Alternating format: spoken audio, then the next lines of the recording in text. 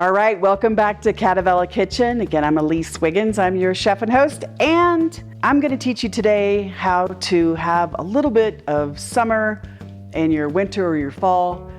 We're going to make homemade ricotta, and then we're also going to do the preserved tomatoes.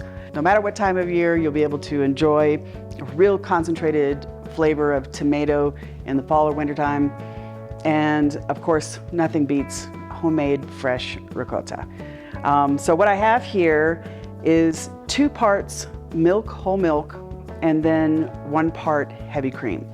The heavy cream is to, well, let's just call a spade a spade. It gives it more fat, right? Ricotta is it's a very light, lean kind of curd. And the heavy cream will add a little fat to it, so it makes it a little bit richer.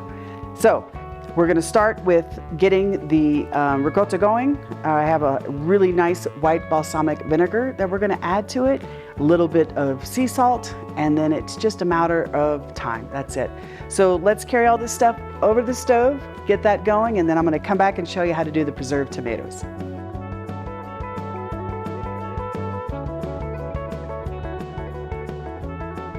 All right, so over to the stove, super simple. We're going to go ahead and just add all of the milk and cream. Doesn't matter what order you're in.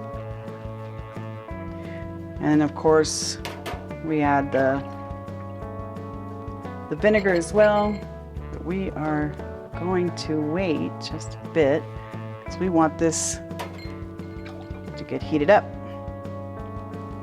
So now I'm going to turn on my Wolfie stove because it is so amazing. Did you see that start? Here, let me do it again for you. Are you jealous? Don't mean to make everybody jealous, but it's truly, they're the Cadillacs. They're worth it, and honestly, workhorses too. So anyway, we are going to bring this up just barely to a boil, and then we're going to add the vinegar. But I'm going to tell you a quick story about one of the first chefs that I studied with in Italy. I was in the kitchen, and there's a lot of other people in the kitchen from around the world, other people trying to study. And the chef came up to me and she said, Americana. And I was like, oh, I don't want to be identified. I just want to blend in. And I was like, how do you know? And she was like, because your pinch. When I say get a pinch, she said, Americans, your pinch is this. And if you really think about it, like anytime you see anybody, you say, get a pinch of this or a pinch of salt, everybody uses these 2 fingers. She said, grab a pinch. And she said, the Japanese, if you say pinch, they use 3 fingers, grab a pinch. She goes, but Italians, we pinch her like a this. But it's true though, if you watch the Italians, when they pinch their ingredients like this. It's so cool, but it was so funny the way she presented it. So anyway, so we're gonna do an Italian pinch of salt. Let that get all melted in there. And then as soon as this comes to a boil, we're gonna add the vinegar, quick stir. We're gonna cut it off, okay? This is so simple. Easy to do it at home. Don't get me wrong, you can get some really good ricotta. Doing it at home, there's just nothing better. And when the curds rise and separate and you get all that yellowish whey at the bottom, that's pure protein. Save that. Like for all the people that love to do the protein shakes and all that kind of stuff before workout or after workout or whatever, you can't get anything better than the whey from this. And also, I like to make soup out of it because it still has that cow milky flavor. Just absolutely delicious. So we're just gonna let this come to a boil, so hang tight, and then we're going to add the vinegar. We're going to go back to the preserved tomatoes. So we're going to take a quick break. We're going to come back and finish this.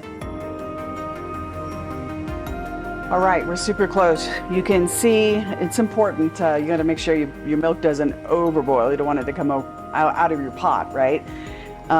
So really watch it. And it's only been, I mean, maybe a minute and a half, and it's already starting to bubble up around the edges.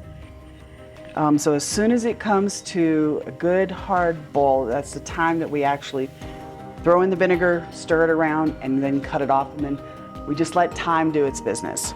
So real quick, as we're almost at a full boil, One of the things that I want to encourage everybody is to use stainless steel, because we're going to put vinegar, which is an acid. If you have aluminum, the acid will pull the aluminum flavor and put it into any of your dishes, especially if you do like a tomato sauce or anything like that. So always try and avoid that. Stainless steel is best, plus it lasts a lot longer. All right, we're super close now. You can always see the skim, that's coming on the top? That's what we want. And we see the foam coming up around the side. So I'm gonna get my vinegar ready. And what's beautiful is just as this starts to get too big and too foamy, when you put this room temperature vinegar, even if it's cold, it'll shock it and then drop it back down. So you really don't have to worry about it overflowing. So make sure you get it to that point. Okay, nice and foamy, here we go. And sprinkle it all the way around. And then quick stir. And we cut it off, okay? That's it. And even now, if you can focus in on that, immediately the vinegar is reacting with the curds, the protein that's in there, and it's setting it up. You can see the curds actually setting up on the edge of the pot. We're gonna come back in just a few minutes, and then all those curds are gonna float to the top, and all the way it goes down to the bottom. But while it's doing there, let's just let it sit, and let's go over there and do those preserved tomatoes.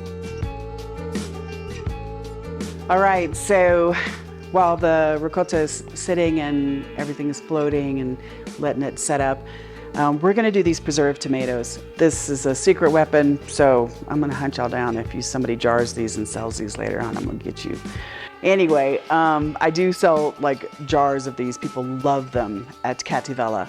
It's kind of a cross between sun-dried, but then also roasted, but it doesn't have that raisiny flavor. Basically, we're dehydrating the tomatoes. And we start with that with our Italian pinch of salt, right? And we salt the tops of the tomatoes. And as you can see, we've cut them into a little bit thicker than 1/4 of an inch, but not quite 1/2 an inch, just kind of in between. And I'll just show you real quick. So save these. I'm gonna show you how to make a really good fresh salsa de pomodoro later on. But all these little ends, when we pass through the food mill, they'll get caught. You don't have to worry about this part, but it's still flavored. We don't want to waste, right? But as you can see, we just want to cut these tomatoes. Again, this little part, save that, and line them up on a sheet tray. Put another little one in here. And again, just a little bit of salt. And if you could do these tomatoes, let them marinate the night before, that salt will start pulling out all of the water that's in the tomato. And again, these are late winter tomatoes, so they don't really have a lot of flavor.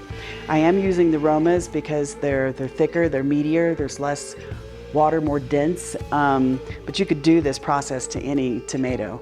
But if you have an heirloom that's grown naturally, from a farmer, you're gonna not want to do anything except for just eat it as is. But anyway, so the salt will, as it sits, it's gonna start collapsing those little cell walls that have all the water. And as the water pulls out, it's gonna concentrate the flavor of tomato. But what we're also gonna do is a little bit of mixed herbs. We have fresh thyme and oregano. You can use dry if you want, but I find that the fresh is really just that. It's super fresh and it's bright. So if you have dry, use dry, right? We don't wanna waste anything. The only thing I recommend is that you kind of pre-toast your dry if you haven't used them in a while. Throw them in a dry saute pan, heat them up on kind of like a medium-high heat. Once you smell the smell of the herbs, then you know that the oils are released, and that's gonna help them have a little bit more flavor. But again, fresh, fresh, fresh. So we're gonna combine this with our garlic oil over here. You see how I lay my knife flat when I scrape? It's better to save your knife. Use the back side. You can do that all day long and you won't ruin the little tiny teeth that make up your edge. I can always tell if a cook is left-handed or right-handed, and if they scrape with their knife, because they'll bend it one way or the other based on how they scrape. So that's like the first thing I catch, and I'm like, no, flip your knife over, and you can do this all day long, because we all need to do that, right? Anyway, so just gonna mix up our herbs and our garlic, and then we just put a little bit on, okay? And I just dab it. I don't try and smear it, because remember, we put that salt on there. So we don't want to take the salt off. So we just barely put a little bit to dab on every one of them. And again, this goes in the refrigerator overnight. And you're going to see a lot of water that's going to be residual in the bottom of your pan or your tray. You could even use a drip rack that you usually use for grilled meats or anything like that. And you could put the tomatoes on there and the water will just literally drip all the way down. And then basically after they sit overnight, we put them in a 250-degree oven for 3 hours. Yes, that's right, 3 hours. Again, 250 is super low. So remember, what we want to do is just help it dehydrate more, where it's concentrating the tomato flavor. And then once you do that, you can store them. I pour more extra virgin olive oil. I put them in a jar, a little mason jar, a little hint of more little white balsamic vinegar. And then I jar them up and keep them in the fridge. But if you want to can them and heat them, you can, but it kind of breaks the texture down just a little bit. But it's a great way to preserve. So I'm gonna finish doing this, and then I'm gonna pop these in the oven, and we're gonna be back because we'll have the ricotta ready and we'll have our tomatoes ready, and we'll be assembling real soon. All right, so we've got this beautiful ricotta whey. You can see this, still a little steamy, but look at all those curds. And again, it's just that beautiful smell of cow's milk. Just gorgeous. See how simple that was? So simple. I'm just gonna gently scoop it. And again, I have muslin cloth or cheesecloth that you can get, super inexpensive.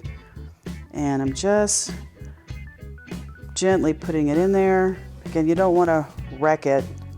You wanna be gentle with the curds, because it's like, we don't want it to be squeaky, right? Those are for good Wisconsin curds, cheese we want. But for this, we want to keep it nice and gentle. Put this over here, and again, just gonna remember all that beautiful whey I was talking about? So high protein, just delicious flavor, and just jiggling it. You can just let this sit. The longer you let this sit, the richer and the creamier your ricotta is. So if you like a light kind of, wet kind of ricotta, then you can just start using it now. And I'll tell you, there's nothing finer than a nice warm ricotta that you just made, just delicious. But another thing you can do is I like to do is after it's all drained, and I like it thick, kind of like me. Anyway, I like to put it in the blender or the food processor and make it super smooth, and pour in a little olive oil while that's happening. Man, ricotta is always delicious anyway as it's fresh, but when you whip it, oh, it's so good. But we're just gonna keep this very simple. So that way, in case anybody doesn't have, a food processor, you don't have to have that. I mean, of course, you can use a whisk if you want to, but you don't need to do that. So when we're doing that, again, grilled bread, layers of flavor. You have something very simple, very beautiful on its own, but we're gonna serve it with grilled bread. Here are those gorgeous preserved tomatoes. And let me just pick one up for you and see. So again, you can see it's flexible. So it's not dried, it's just dehydrated. So it went from almost a ½ inch big to nice and dehydrated. Try this, the flavor is so concentrated. It's just a pure tomato flavor. Everybody says the same when they try this. Where do you get these tomatoes and how do you do them? And I tell them I'd have to kill them if I told them the truth. But now everybody can get the cookbook and everybody's gonna have my secret, but they're well worth it, I promise you. Wait to your new addiction. Welcome to your new addiction. So on something like this, I like to let people assemble how they like it. If you wanna try some bread with just the simple fresh ricotta that you made, knock yourself out. I have a little bit of micro basil, again from Shamrock Foods. Best produce. I know you guys have produce envy, all my chefs that are out there, but best produce hands down. Did you know that Shamrock has a open public warehouse that, it's one of the benefits, I should say only benefit really of the pandemic, is that a lot of these big production companies, these providers I should say, such as like Shamrock, opened up their doors for the public to go in there and buy product. So almost every city that Shamrock is in, the public can go there. You don't need a membership. You can go in just like the rest of us and pay the same prices that we do. So I highly recommend that, especially because, the economy is pretty tight right now, but it's always good to save money. But anyway, so micro basil, again, I like to have a little bit of micro basil here. And I'll just tell you that the younger the plants are, the less bitter they are. And we all know that we love basil. Basil's bright, but when they're babies, they're not old and bitter like us when we get older. But anyway, it's just a pure essence flavor of basil, just very sweet, no bitterness whatsoever. So now I'm gonna take my little ladle and then just scoop. Look at that, just gorgeous, warm, beautiful ricotta. Just gorgeous. Anybody can do this. And again, always really good extra virgin olive oil. Can't beat it. Oh, mamma mia. Sea salt. Cracked black pepper. And there we have homemade ricotta and an amazing snack that you can have in the middle of winter, fall, whenever, even summer. Make your own ricotta, it's super easy. Welcome back to Cattivella Kitchen. Again, I'm Elise Wiggins, the chef and host, and we are going to do a fabulous pasta with a very fresh pomodoro sauce, inspired by Marcella Hazan's famous recipe for it. Can't get any better than that. We are gonna do garganelli pasta. And so garganelli literally means like chicken's neck. Don't look at my neck right now, okay? But literally it refers to the lines of a chicken's neck. So it's absolutely perfect and it's so easy to make. But we're gonna start off with the sauce first. If you remember in other episodes, I was telling you to save your little tops and your bottoms for all of your tomatoes when you're, cutting them for whatever. Save your little scraps. And also, again, some whole romas that I've split in half. We're gonna use all of this, and if you see, I've got a little food mill, and we're going to process it. Now, why do I have some really good DOP canned stewed tomatoes, and why do I have fresh? Well, you know that the texture of the two are very, very different, right? Canned tomatoes just taste like that. Now, there are some fabulous ones, and obviously these are some of those. But when you process a pomodoro sauce with some fresh tomatoes, and then you process it, where you don't cook these all the way down, it gives a very fresh texture, a very fresh and light texture to your pomodoro sauce. So again, if you're in the fall or winter time, you could do the combination of these two. The aromas aren't gonna taste full summer, but the combination of these two are gonna make an amazing, fresh pomodoro sauce. So simple little wedge of onion, yellow onion, the 2 tomatoes, and a little bit of thyme. We're just gonna put it on the stove and get it cooking. All right, so super, super simple. We're actually gonna keep this attached. Makes it easy to pull out because we actually don't blend it all together.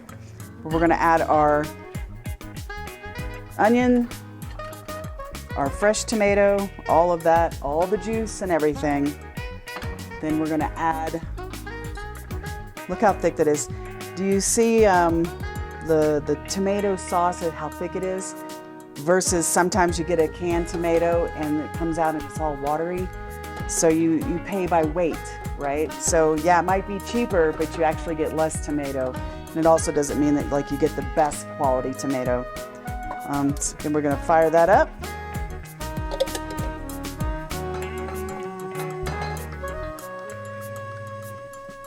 All that goodness.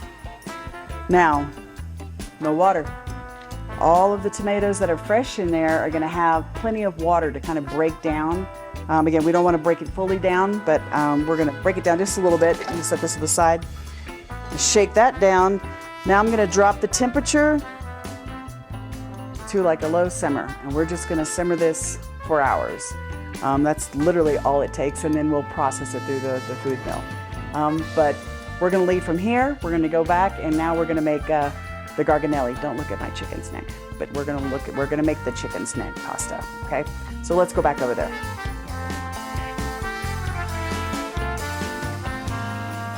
All right, so let's make some of those chicken necks. This shape's gonna look really, really familiar because if you look at it and at a quick glance, you might think it's penne. But penne is means the inkwell, like you're dipping in, does have those little angled edges, but it's also made from, you know, a dry pasta. Garganelli is very much fresh. So we're gonna process this. Get this going a little bit faster. Again, you don't want to rush the pasta because if you make it too thin, too fast, you'll, you know, overstretch it. Each time you pass it through, it just makes it more malleable and it warms the pasta up. So you make pasta the night before and it's in the refrigerator, definitely let's set it out on your counter. Let it get room temperature and it's a lot easier to work with. And also, if it gets a little sticky, always have your little spritz water, can always fix it, or just a little bit of additional semolina or semola, rimasanata flour to tighten it up. You can always fix your pasta.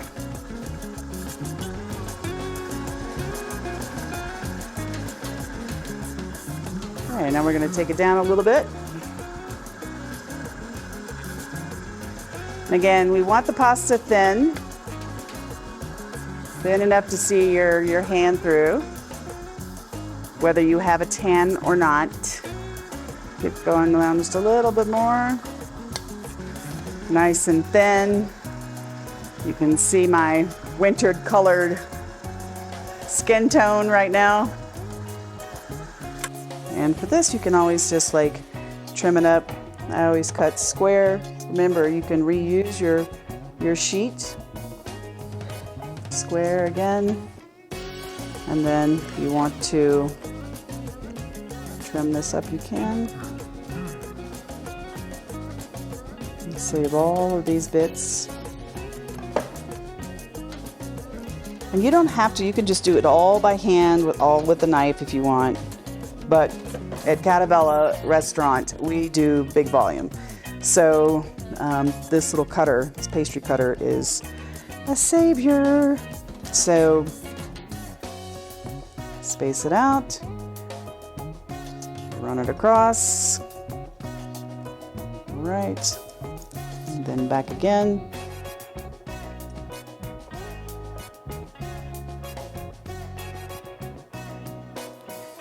It's just a time saver. And you really have all of your pasta the same size, right? And that's same size is all about consistency. You don't want to have one pasta bigger than the other, right? So we have our little squares. Now, again, we have our little water spritzer. So especially when you're new to making pasta, fresh pasta, you know, this buys you time. I like to stack them up. Again, my little cutter didn't go all the way through. I didn't press hard enough, but again, no big deal. But stacking them up helps them stay moist, the ones underneath. But again, if you get to a point where, you know, your pasta's drying out, if you feel that the edges are getting, you'll feel it, it's crunchy, right? If they're not floppy like this, then they're too dry. So again, I sometimes just spritz my finger just enough, and I'll just rub it all over the pasta, and it's just enough to rehydrate your pasta. So anyway, this is a gnocchi board, but you can also do garganelli. What you're gonna do is you're gonna take one corner, okay, and you're gonna go with the lines, okay? If you remember, here I'll just show you. Penne has the lines go up and down, right? This looks close to a penne. But the garganelli goes sideways, so we turn it this way. Start with the corner. I'm gonna roll it up, and it's at this point you just gently start pressing down, and especially at the end, you give it a final little seal, and you twist the little dowel, and it comes right off. And you set it on the side and you let it dry, and you just keep going. It's so simple. Everybody can do this. And again, talking about a great gift for birthday or holidays, when someone makes fresh pasta for you, it's a sign of love for sure. But this pasta is not a hard one to do, right? A lot of people get nervous about stuffed pastas and other shapes, but this just shows you that if you make a really good dough, and again, making the dough is very simple, that's for another episode, or you can get it in the cookbook. Have I told you that we've got a cookbook coming out with all the Cattivella naughtiness that's all in a recipe that you can have at your fingertips anytime? But why miss these shenanigans from me, right? Anyway, just gonna keep rolling, twisting until we have a nice batch. And I can hear my tomato sauce in the back. And remember that Obi-Wan Kenobi thing where I was telling you to pay attention to the sounds?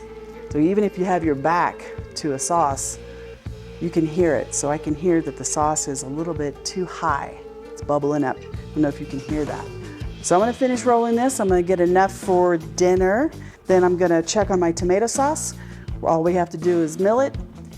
And I'm gonna show you the secret ingredient to the best pomodoro sauce ever, and that's to finish it with butter. So hang tight, we'll be right back. Pomodoro. I want to show you. You can see this is one of those fresh aromas, and if you notice, it hasn't completely disintegrated, and that's what we want. We want it to the point where, let me turn this around and show you, where the skin is just barely kind of slipping off, but the meat still has a little texture to it. That's important for the freshness that we were talking about earlier, where we have a combination of fresh tomato and canned tomato. So as soon as the skin starts to slip off, then you know you're good to go. So what we're gonna do is I have this food mill that's right here, and it's got holes big enough where it's gonna allow some of the chunks of fresh tomato to get through. Meanwhile, it'll just puree all of the rest of the cans. And the onion is buried in there, but I'm just gonna leave it in there, right?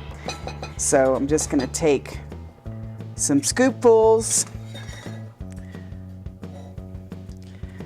Fresh tomato. Again, I'll show you. See how that skin, just like that, comes off? There's your test. So you want that, and remember the tops that I was telling you about? There you go. And it still has a little bit of that meat integrity. So you want the combination of the two. It's just simple tomato, right? I mean, that just shows you that cooking doesn't have to be complex. It's hard to fail when you use really good ingredients with some amazing technique, but not difficult technique. It's very simple. And again, here's that onion. You just got a hint of it cooking and it stays together, right? Pour some of this in there. We're gonna have all that great texture, fresh. And the stewed, a little twirl. I always like to go backwards sometimes because those skins do plug up. They don't ever go through. It's never gonna chew it up. It's not like you put it in a food processor, but it can block the hole sometimes. So going backwards helps to kind of, scrape up those skins a little bit. And all the little tops and everything from the other tomatoes, all hold it. I'll show you. So the end result is just skins and seeds, right? Give it a little shake, right? Now, we're not gonna sit here and do all this. I'll do this later. We're gonna get to the good part with you where we're actually gonna cook the pasta and do it with the pomodoro. So I'm gonna set this aside and I'm gonna get water going. And again, because this is an amazing wolf stove, this water is going to heat up super fast, even though we're even at altitude right now, right? So I want to show you while that's heating up. If we can kind of zoom in on that, do you see how those little chunks, you can see them. Very different than whenever you see stewed tomatoes that are out of a can. It's that fresh tomato that's just barely cooked that gives you that great texture. So what we're going to do is, it's all about timing. And again, if you notice, this is just a real quick cook. So once I cook my pasta, remember it's fresh pasta. So just like the other pasta we did the other day in the other episode, once the pasta floats, you're good to go. We also want to continue to cook it in the sauce so it absorbs as it finishes cooking. You know, a little bit of the pasta water. Pasta's our friend. So I'm going to put a little bit more salt in there. And then if you like a little bit of heat, we've got some chili flake. Here's the key to that. Always taste your chili, because as it's processed through the year and depending where it comes from, and then also the maker, they use different chilies, it'll have a different heat content. So always taste just a little tiny bit. That's going to tell you if it's going to be spicy or not, especially for guests that don't like spicy. My family, we like spicy. I grew up like in an elementary school that had pepper sauces of various colors all on the table. So we grew up eating hot. But if you want it to be super hot, go ahead and add it in early so it cooks longer. So all those oils, we were talking about the oils of the herbs before in another episode. The longer it cooks, the more oils come out. Now, if you want just a pop of heat, we're going to wait to the very end. Pasta's in, we're bowling up, and we're just going to toss a few chili flakes in there. That way, as you take a bite, then all of a sudden you might get a pop of chili, a little pop of heat. Again, just to keep you thinking. But otherwise, if you just like all around well-rounded warm heat, then go ahead and put your chili flakes in now. But here's my other secret weapon. We are going to add the butter into here just a second. But this little guy, this is the Cattivella. This is the naughty part, right? All of this is very traditional, but this is mascarpone. And we talked about this in a different episode. But mascarpone is a sweet cow's milk, usually used for tiramisu. Now, it's not sweet as we think of like dessert sweet, but it has all of that. If you drink a glass of milk, you know there's natural residual sugars that you like when you drink milk. Think of it concentrated. So what I like to do is I like to put a little heat into my pasta, and then this is the surprise. So what I do is I fold this into a little quenelle, and I'll put it right on top of the pasta after I do this so it slowly melts. So you almost get two pastas in one, right? Not enough time for this to completely change it, but as you're eating the tomato sauce and you're getting a little bit of heat, then you might have a little bit of this mascarpone. And remember, the natural sugars negate capsaicin. So when it gets too hot, then you get into this, it might neutralize it just a little bit. So again, very simple ingredients, but you can take it to a whole nother level. Water's about to boil, and we're getting real close. Salt is melted. So what I'm gonna do is, I am gonna live crazy, okay? Because that's what we do. I'm gonna put the chili flake inside. We're gonna put it on a little simmer. And also notice that before we did not put any salt in there, okay? Salt is for the last part. One thing I always tell people is that always have tasting spoons. All my cooks on the line, I tell them I want you fat. We have these little tiny tasting spoons and they're constantly eating, but it's to make sure that everything is adjusted, because nothing is ever always the same, never, right? In cooking, there's always variables. So we're gonna put those chili flakes in there. We're gonna hit it with an Italian pinch of salt.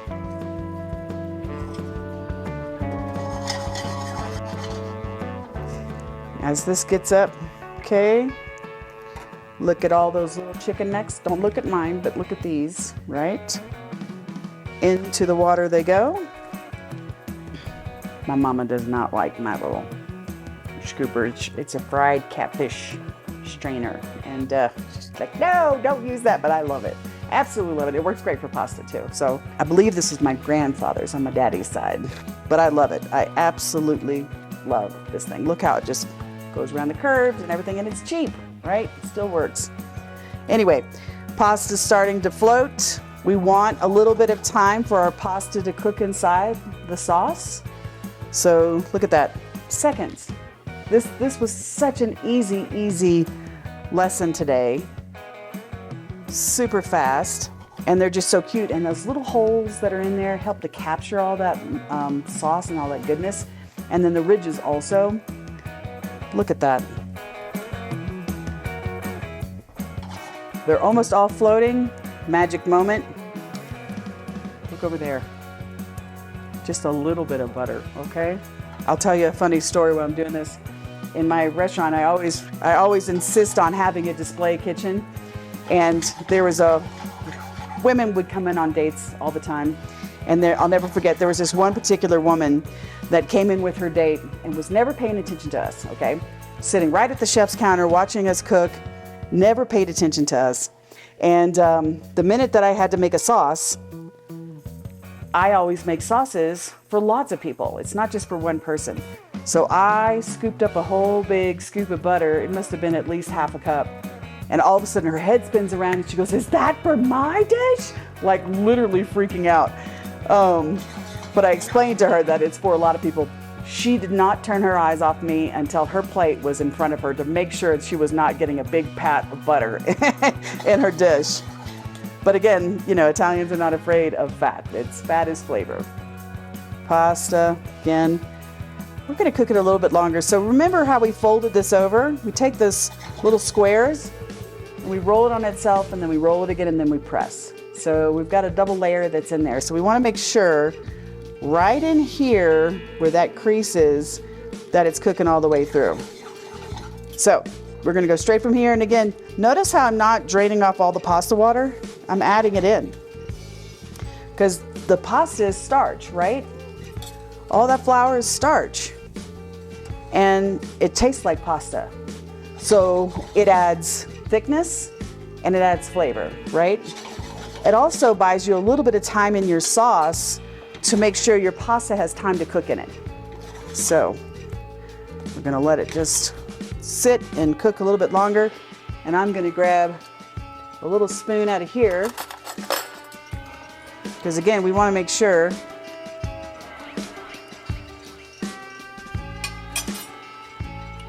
it's just tomato sauce, but it is so good. Unbelievable. Just remember quality ingredients always, and technique. I'll teach you a little something. So a lot of people are afraid to do the flip. I always teach people, grab a saute pan, put a couple of dried beans in there. And your motion is you dip your hand a little bit and you say, "Come here, come here." So you dip your saute pan, you toss your stuff, and then you come back and you catch it. It's come here, come here. And if you can do beans around your house, it's a lot better than slopping water and sauce everywhere. But if you can do that around your house, you're ready to go with your food. As the pasta cooks, it starts to absorb the sauce. So we want to tighten this sauce up just a little bit. And I'm going to add also just a hint more of salt. The sauce is starting to cling. I forgot one little surprise ingredient that we're going to add in here. But when we come back, we're going to bowl this up and then garnish, and then everybody's going to be eating. So stay tuned. All right, the moment of truth. The secret ingredient that I forgot is not the mascarpone, because that is delicious, but also a little fresh basil, micro basil to be specific. Again, if you can't find that, just a good Genovese basil, it would be awesome. And it grows great here in Colorado. But look how that sauce is clinging to the pasta, right? So you go to Italy, you'll see that they serve the pasta with just a right amount of sauce. There's not a boat of sauce swimming at the bottom. It's just cooked enough where the pasta, it's clinging. That's why you have these little ridges, just so the pasta clings to it. I'm hungry, can you tell? So we're gonna just use the rest of this. And It's just a tiny bit, okay? And again, final touches. We're gonna take this. You don't have to do this, but it just is kind of pretty. This is called a quenelle in français, but we can say quenelle in English. But we're basically just smashing it together, making nice little sides of it. And again, you know, the Italians would be like, why did you do that? Because it was perfectly good just like this. But because I'm naughty and I'm Cattivella, this is why. So we're gonna just put that on top. And again, always, always, always good extra virgin olive oil. Okay. For those that know. And again, a little bit of this micro basil. And then this dish will turn into multiple dishes, so you're never bored. First pomodoro, then as the mascarpone melts, again, it's a little spicy, so it's gonna negate that capsaicin in there. And then the fresh basil, minty basil. It is in the mint family, but it's nice, bright summer, but you can get this in the middle of fall. So I hope you enjoyed this. I look forward to seeing you on the next episode where we're gonna learn to do other pastas and some other things with the grill. Thank you for joining Cattivella Kitchen and look forward to seeing you soon.